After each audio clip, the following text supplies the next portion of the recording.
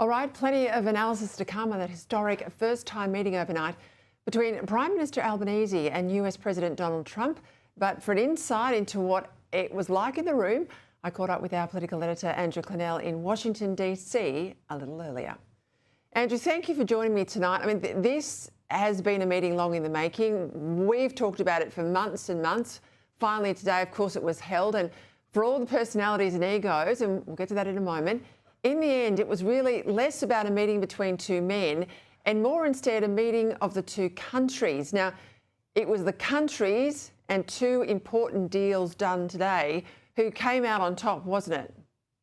Yeah, I think that's absolutely right. I mean, I think it shows the alliance is bigger than any political differences that leaders have, and I think that's good news for Australia. I mean, Anthony Albanese's got to be pretty happy with what happened at the meeting, and clearly the US administration had a strategy leading in, it seemed to me, to have a friendly meeting, to agree on things like AUKUS, to essentially agree on things like critical minerals as well, and to make sure the alliance is strong at a time where there is a bit of uncertainty, as there often is, or usually is, between that US-China relationship. So after months of uncertainty, and I do still think Donald Trump made Anthony Albanese sweat a bit, I do honestly think that, it's clear the US president's wanting to make public that his relationship with Australia is strong, and that's a good thing for Australia going forward. Well, the president certainly had his A-team around the table. I mean, JD Vance was there, Hegseth was there, Rubio was there. How much do you think the rare earths deal was? You know, not a blood price to get the meeting per se, but critical to get this one-on-one official meeting rather than just a pull-aside at another event in summit season. I mean, how important was critical minerals to today? Very important. And there's no doubt that they wanted to have something to announce. They wanted to do something which I guess was in competition with China. But Kevin Rudd's been trying this for a while, as has the Australian government. Like when the tariffs, just shortly before the tariffs were confirmed at 10%, Rudd was trying to seal this deal with the Americans. So sure, it's a big part of the meeting, but I think it's been attempted to get the meeting and to get some other concessions for several months. It's really a question of the Americans' timing as to when they said, OK, we'll do this deal and we'll show that we're strong partners. And that has taken a lot longer than people might have expected. And you'd have to at least guess or hypothecate that part of that might have been to do with the way the election campaign was run, that they were happy to put Peter Dutton in the Donald Trump corner. And so I found it, you know, pretty incredible really today when Donald Trump praised Anthony Albanese and he said, I'll use that in my 2028 election campaign. Well, sometimes there's just no irony in politics, is there? Well, let's go to that point, because clearly the demonisation of Donald Trump was a key play by Labor back in the May election campaign. And along with Albanese and Rudd's previous comments about him, these things were picked up by the US. Now, I know the president couldn't publicly go after the Prime Minister in the room, even if he wanted to, but he clearly went after Kevin Rudd. Penny Wong said this was all tongue-in-cheek, nothing to see here. Well, you were in the room. How did you read it? I don't think it was tongue-in-cheek at all, and I was there.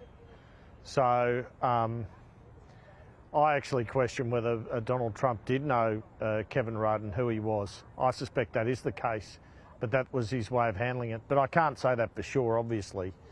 But that's kind of the suspicion I have.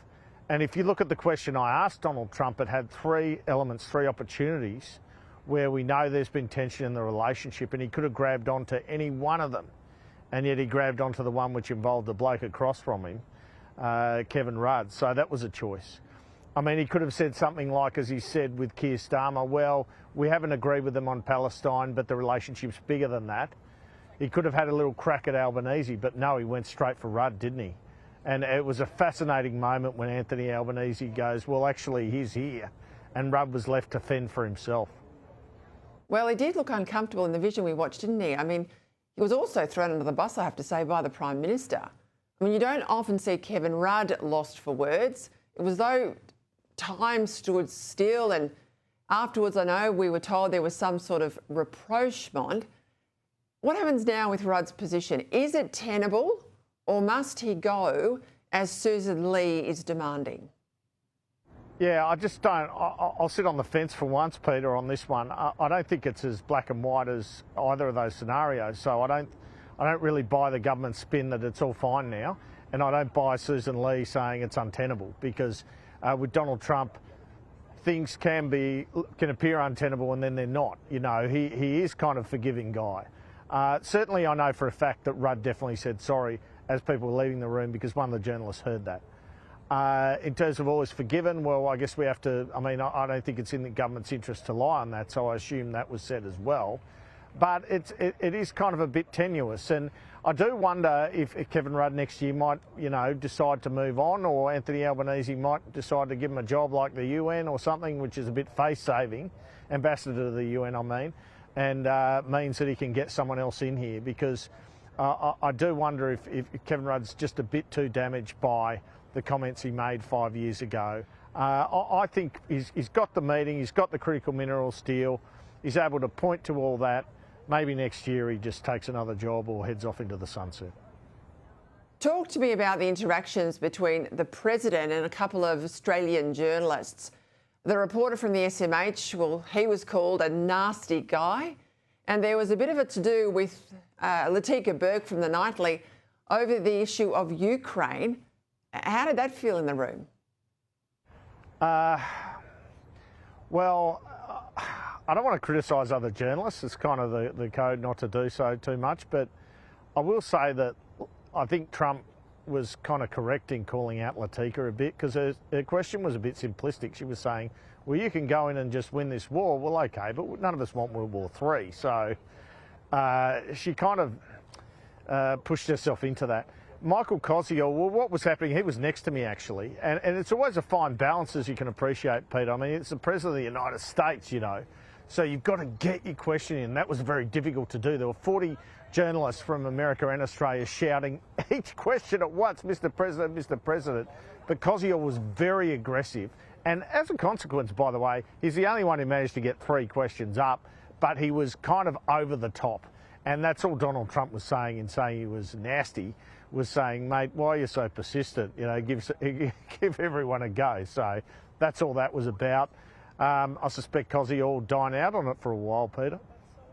Look, just before we go, there was an offer, of course, by our Prime Minister, as we tend to do, to invite the President to visit Australia.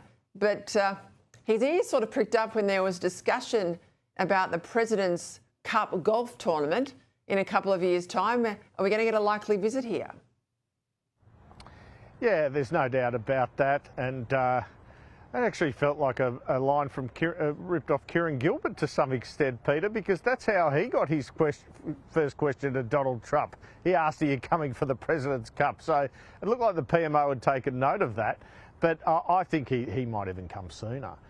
And what an irony. I mean, he's had a come to Jesus moment on Donald Trump, hasn't he, Anthony Albanese? Next thing you know, he could be addressing the Australian Parliament. And I don't think we'll be seeing an anti-Trump flavour in the next election campaign. Well, we'll see. We'll see, Andrew. We'll leave it there. Thanks for your time tonight. Thanks, Peter.